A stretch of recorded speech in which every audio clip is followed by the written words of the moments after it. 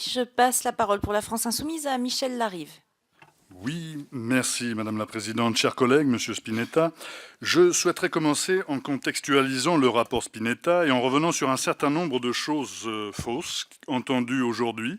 Je rappelle que vous êtes l'ancien patron, Monsieur d'Air France KLM, et qu'en 1997, vous avez déjà attaqué la réforme très controversée d'Air France lorsque vous étiez aux commandes du groupe et que votre mission était d'ailleurs de préparer la privatisation de la première compagnie d'aviation française. Le gouvernement vous a demandé d'écrire un rapport sur le ferroviaire avec l'objectif similaire de privatisation. Il fait état de 43 propositions qui font déjà bondir les syndicats. Et pour cause, il est question de mettre fin au statut des cheminots, de supprimer des emplois et d'ouvrir la SNCF à la concurrence.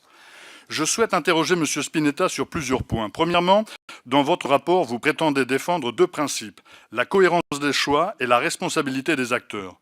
Nous y voyons l'application d'un modèle ultralibéral déjà appliqué à Air France qui ne conçoit plus le ferroviaire comme l'investissement dans un service public, mais comme un coût global fait de charges sociales. L'ouverture à la concurrence a été un désastre pour le fret et le modèle anglais un désastre aussi.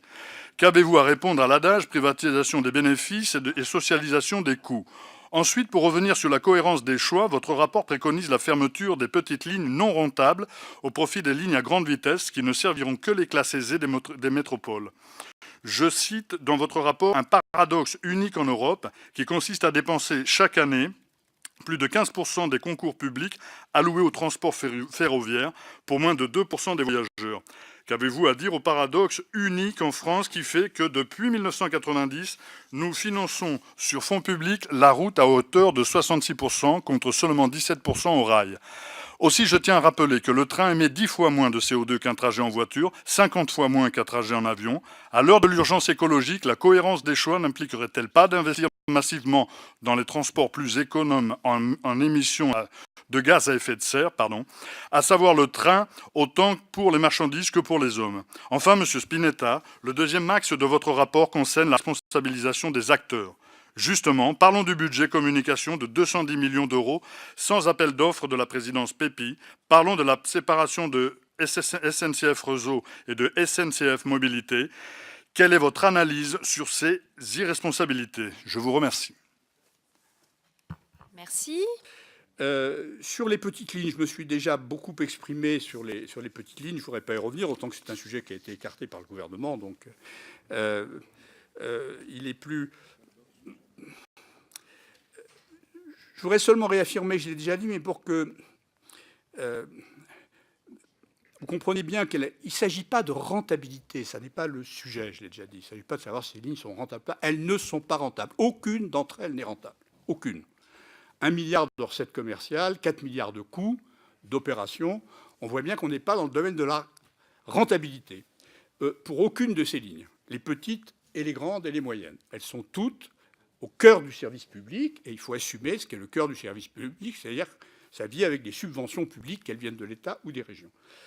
Le problème est de savoir, pardon d'insister là-dessus, est-ce que l'euro d'argent public est affecté sur cette petite ligne ne serait pas mieux utilisé ailleurs ? J'avais dans la lettre de mission que m'a transmis le Premier ministre, un d'entre vous m'a dit que c'était une logique comptable. Je suis assez peu comptable, je suis fâché avec la comptabilité, mais enfin bon. Mais bon, donc je le considère comme un compliment. Vous faites un compliment tout à fait auquel je suis extrêmement sensible, compte tenu de mes fâcheries avec la comptabilité. Ce n'est pas un problème de comptabilité, c'est un problème d'allégation d'argent. Cette question se pose toutes les fois qu'on investit, pardon d'exprimer cette conviction, mais je sais que c'est aussi la vôtre, toutes les fois qu'on investit de l'argent public, on doit se demander s'il est bien utilisé, de manière efficace, et s'il ne serait pas utilisé ailleurs. Et je ne propose pas de l'utiliser en dehors du ferroviaire. Écoutez, il y a des cas. La ligne Marseille-Vintimille, dans sa partie terminale, devrait fonctionner comme un RER. Comme un RER. Il y a une demande de transport de la part des gens qui vivent entre Fréjus-Saint-Raphaël et la frontière italienne, qui est considérable. Les autoroutes sont saturées, les bouchons dans les villes empêchent de se déplacer. Il y a une demande de transport ferroviaire considérable.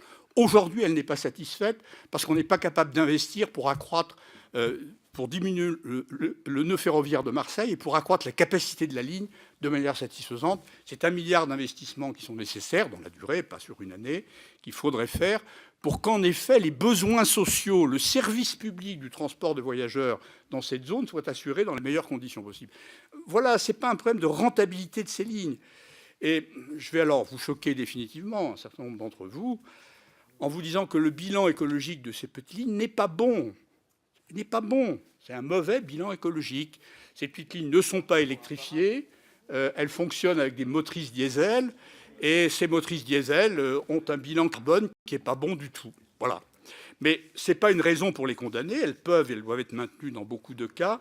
Mais encore une fois, ce n'est pas le problème de la rentabilité qui est posé, c'est le problème de la meilleure affectation à l'intérieur du transport ferroviaire des concours publics qui sont décidés par les pouvoirs publics et par les régions.